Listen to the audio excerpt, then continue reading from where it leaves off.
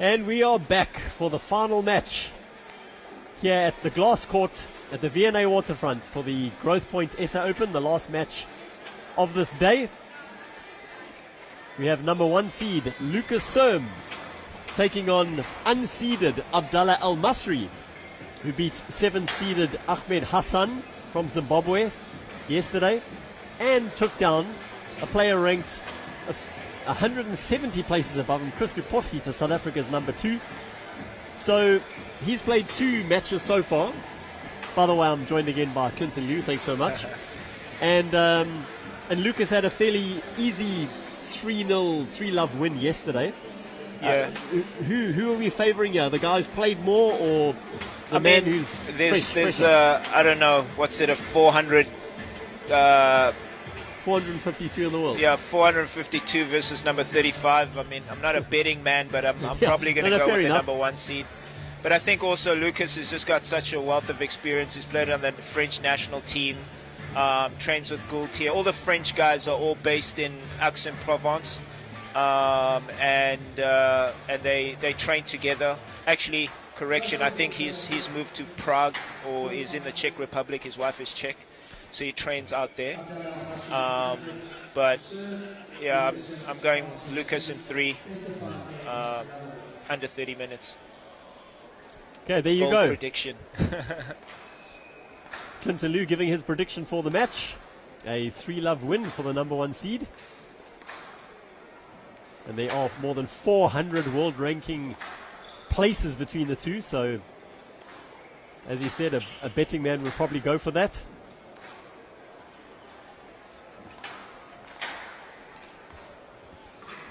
Serme, of course, is in black and Elmasry in red. But the youngster, he's only 20 years old. Yeah. And he's had 2 really good wins so far. Yeah. I mean, I watched him a little bit over the week. You know, you can see he's got, there's areas in his game that he needs to work on, but he's got potential. You can see he's built quite sturdily, so he's pretty strong legs, so it means moves quite well. But I think again, you see how supple Lucas is, and he's just going to keep moving the ball around. He's very consistent and is quite quick. 1-1. Elmasry is first point of the match.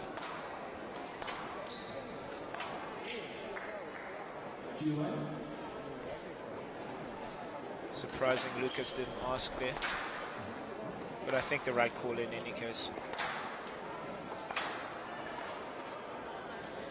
So just compared to the first game, you'll notice like just how much sooner they're getting the balls to touch the back wall. It'll be very good to see how, like, you know, you'll see Lucas's length from the very first point. He's finding the back corners and then moving his opponent short. You know, so really taking away the middle and making it really tough for his opponent to kind of build pressure. Lucas clipping Abdhallah on the shoulder.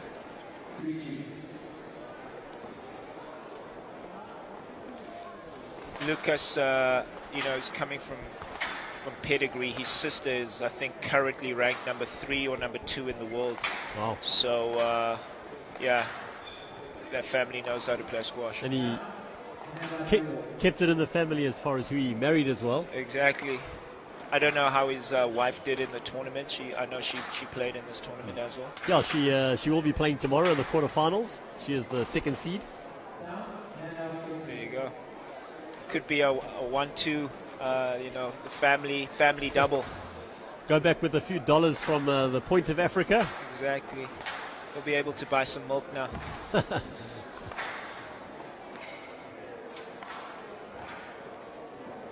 So if you can see Lucas just really moving his opponent up and down the side wall, just kind of getting into his opponent's legs.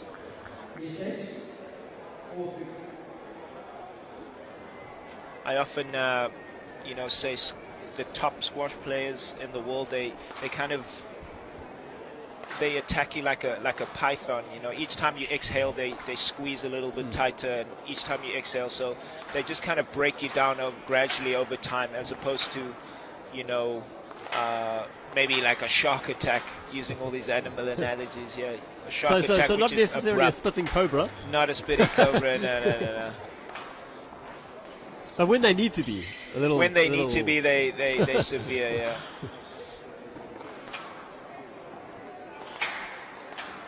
Yeah, consistency is generally the name of the game for the top players. They don't miss shots. Exactly.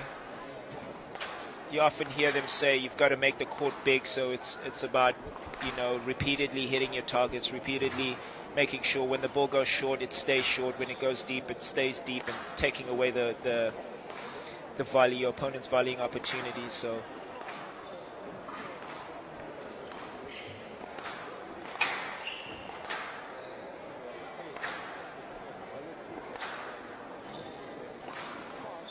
Nice rally. I think Lucas is just really, you know, finding his line and length, getting comfortable with the court.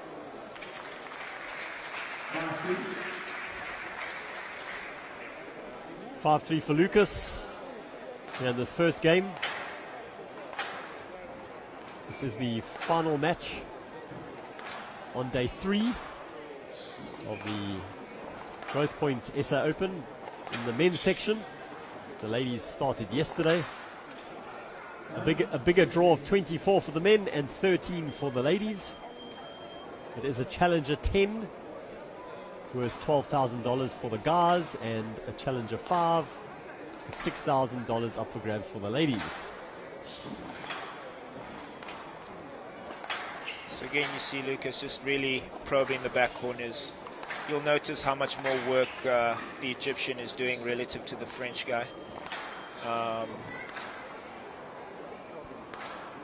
And as I said, he's just slowly just taking away, working up the Egyptian's legs. Great shot from the Egyptian. That's a trademark shot from them. They're very attacking from all areas of the court, so makes them difficult to play. The youngsters tend to make a lot of mistakes, though, so great boast. If you notice, Lucas, you know, really good early racket preparation, and then really just dropping his racket underneath the ball and just playing that delicate boast.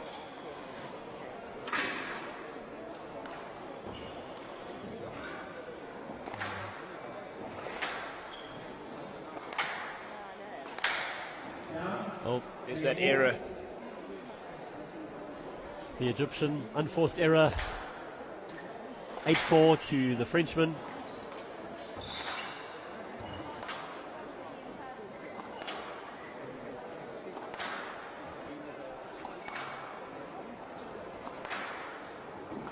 So relative to the first quarterfinal that was played earlier, you can see that the length of rally is a little bit longer. And in this way, you can see this is how the Frenchman is looking to build pressure. He's not allowing his opponent to have any breaks with short rallies. He's really getting into, as I said, getting into his opponent's legs, and only playing short when he's really moved him out of position.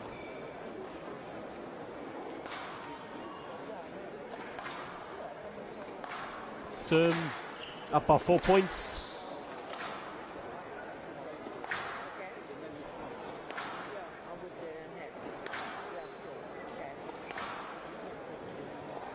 You'll often see with the, especially with right-handers, they'll play a lot. Oh, lucky bounce for Lucas.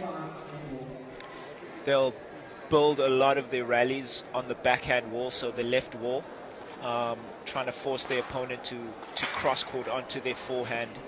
So you'll see the majority of the rallies are going to be played on the backhand side. In general, let me say. No, now that you mention it, I've noticed that left-hand wall gets a lot of action. Yeah.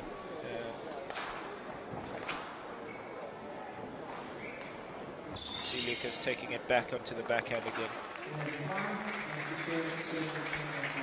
There you go. Lucas Serme takes the first game, 11-5.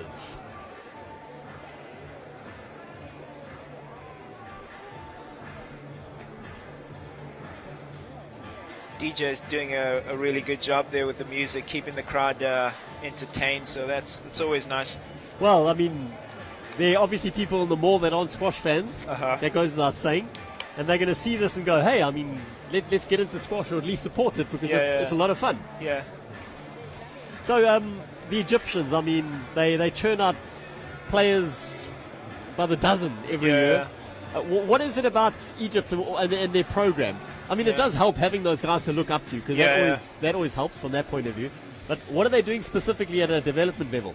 I mean, I don't really know exactly what they're doing on a development level, but like my feeling, what I've observed with them is probably about 10-15 years ago they developed a new way of playing squash, and they pioneered. They're very attacking from all areas of the court.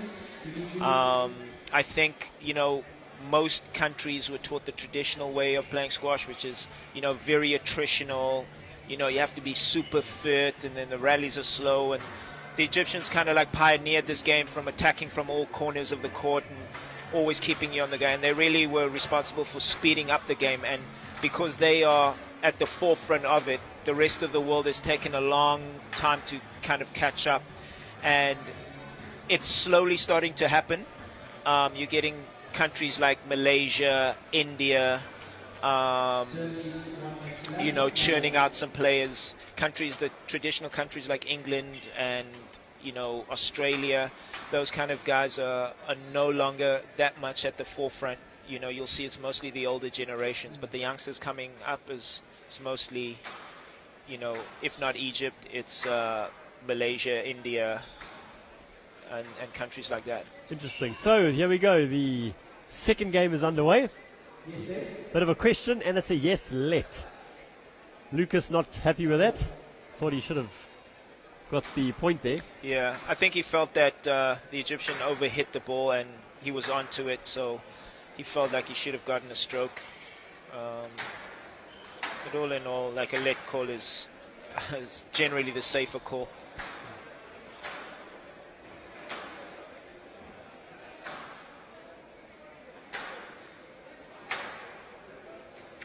It'll be interesting to see if there's a change of tactic from Lucas. It already does look like the tempo of the game is has gone up. Guys are volleying a little bit more, hitting the ball a little bit harder. Great. That could be a function of, as I was saying, the ball tends to get colder, especially it's a little bit later now in the evening, so ball will tend to get colder.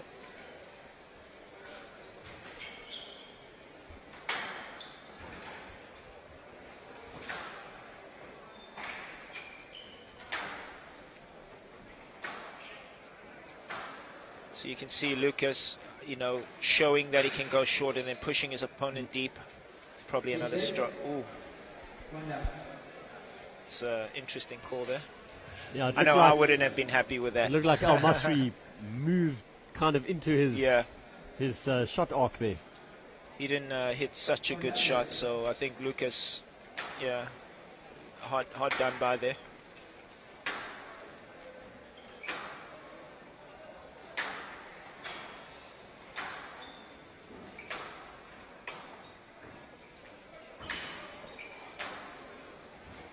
Great volleying by the Egyptian youngster.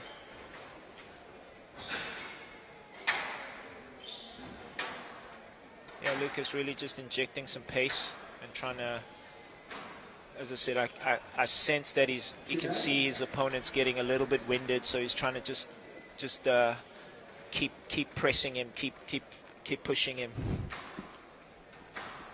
squeezing the life out of him like that python, you know. You can tell I watch a lot of Nat Geo.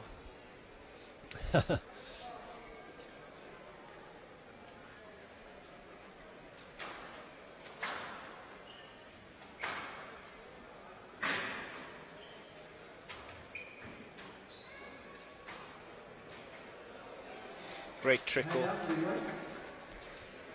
3-1 to Lucas. He's really getting his opponent to, you notice he's starting to go short a little bit more now relative to the first game.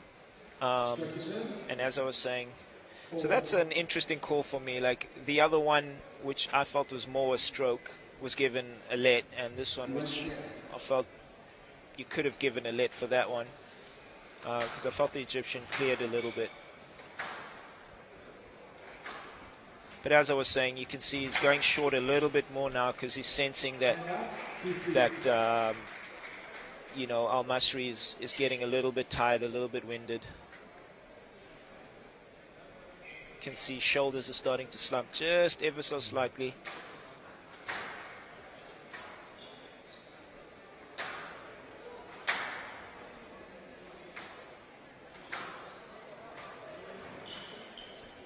Lucas, of course, due to his #1 ranking, or should I say #1 seeding, didn't play on Monday, received the bye. But of course, Abdhallah did play and played yesterday, so Lucas will definitely be the fresher of the two. I presume most of the guys would have flown in on Sunday. Probably not. Like, I think guys try and get in, you know, Lucas probably on Sunday. Because he had the bar on Monday. Because he had the bar on Monday, but most of the other guys would have come in, trying to get used to the conditions, hit on the court. So on average, you take about 3 or 4 days. Try and get there 3 or 4 days before your first match, so that you can acclimatize. There's nobody from too far abroad in terms of time zones. So most of them, you know, probably a day or two would be fine for them, because they don't have to overcome jet lag.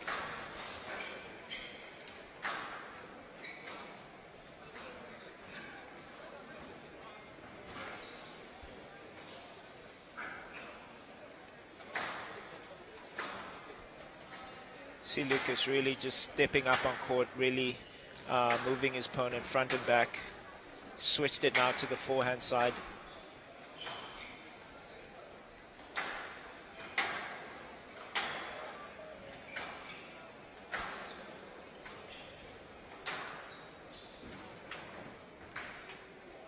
Great shot. Good patient build up by Lucas, moving his opponent up and down the sidewall, backhand sidewall, then taking him forehand, and finishing with a delicate forehand drop.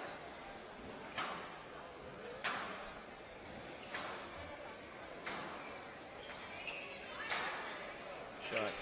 8-3. You can really see he's starting to tire. Saw the work Lucas is putting in his legs. Down. 9-3. 9-3 to Lucas. Really starting to pull away here.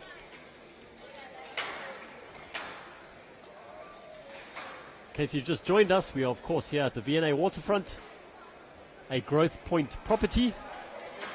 Thank you so much to the sponsors for their financial input. Great shot. And for providing this great setting here at the V A Waterfront. And it's game point to the Frenchman.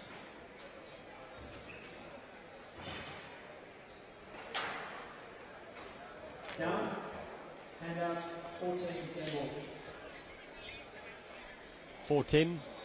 Handout. Just Still, a little of course, casual on that drop shot I felt from Lucas. Just catching the top of the tin there.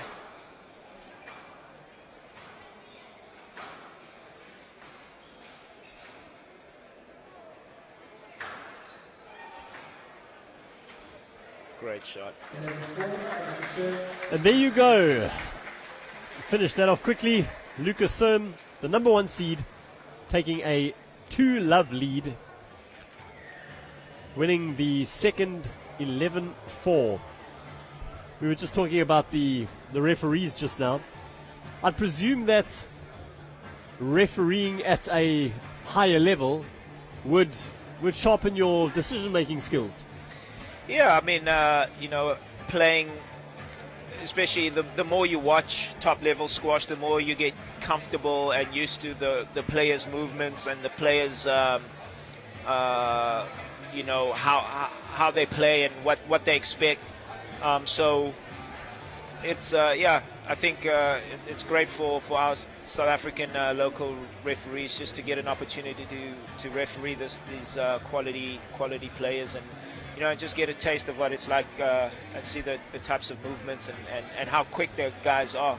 You know, I feel that you know, Lucas is his highest ranking is 35 at the moment. There's probably like 5 or 6 levels above him. Like once you're getting to like the top 10 in the world, there's that much of a difference. You know, the way he's really controlling the game and dominating Elmasry. You know, there's guys that are going to be doing that to him on a regular basis. Yeah, I would say that, you know, if we're going to raise the level of squash in general, having better referees, having the best players come out here, having these kind of tournaments, they all work hand in hand. Exactly. Yeah, I think I mean, South Africa has got a good history of producing, like, you know, good squash players. You know, we've got a very good foundation, a good base, and you know, exposure like this for the youngsters, the next generation is what we need to get somebody into the top 10.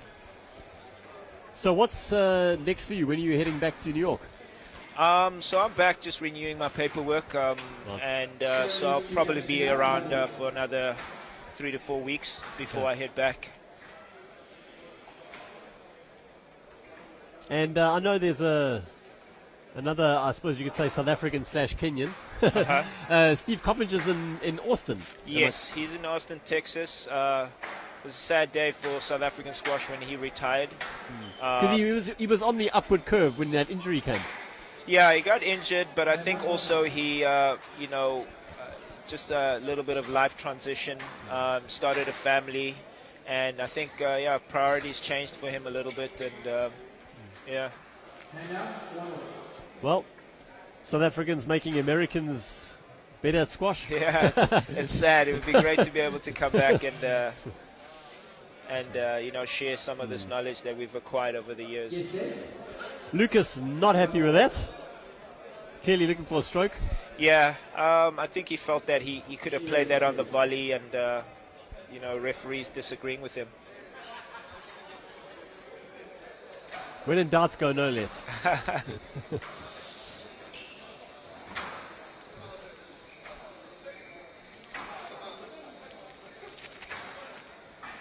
Or should I say yes let? Sorry. Yes, let. You're welcome to correct me. That's why I went quiet. I was like, ooh, you'd be a very harsh ref.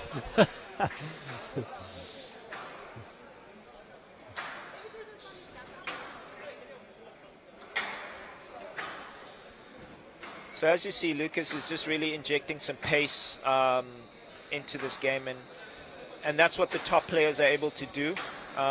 You know, a nice analogy that I like to use is like, if you think about a marathon, like when people do the Comrades Marathon, you know, the first 20 minutes, or call it 15 kilometers, there's a massive bunch. You know, you can't really tell who's going to win.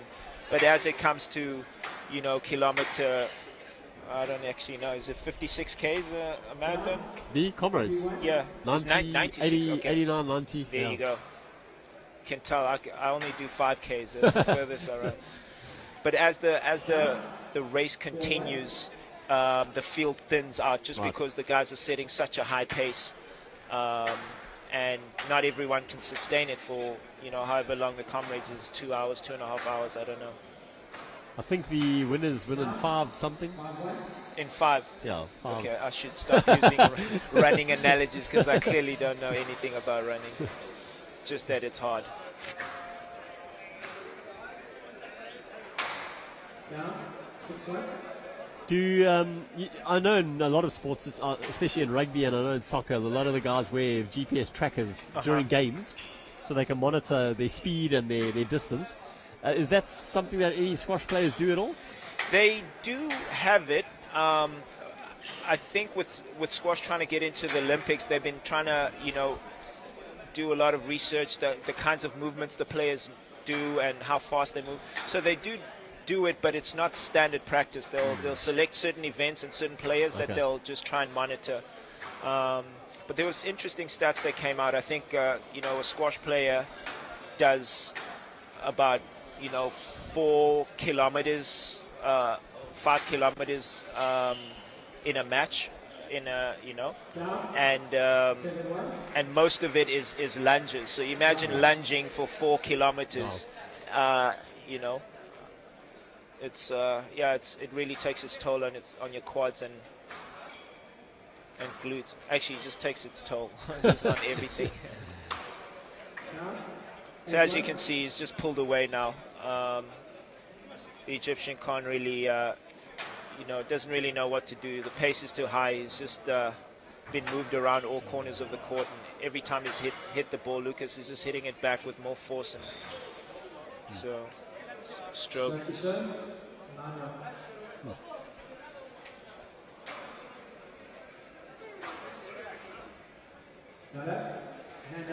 Very sporting. So he knew he handed the stroke there, and he just bunted it back to himself. Yeah.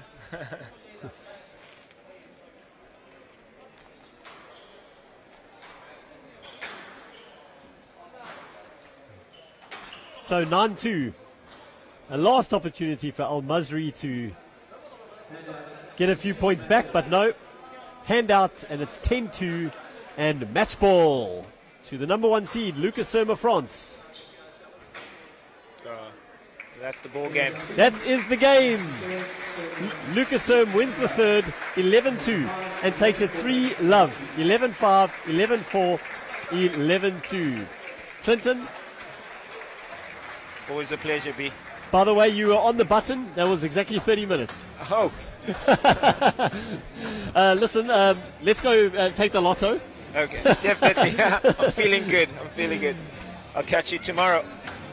So that's it for today. We'll be back tomorrow evening from 5:30. The first match will be South African Milne Low against Cindy Merler of Switzerland. And then the second match will be the third men's quarterfinal between third seed Ahmed Hosni and unseeded Hazem Helmi, both Egyptians, followed by the last ladies quarterfinal between Anna Serme, who is the wife of the man who just won Lucas, and number 6 seed Marie Stefan from France. And then the final match tomorrow, the last quarterfinal, will be Yusuf Ibrahim, the second seed, against the 8th seed Khaled Labib. Both are Egyptians. And that's it for today. You can see the crowd dispersing. It's been a wonderful first day of streaming here at the V A Waterfront. Thanks again to Growthpoint for their sponsorship and for the venue. That's it from today at the Growthpoint SA Open.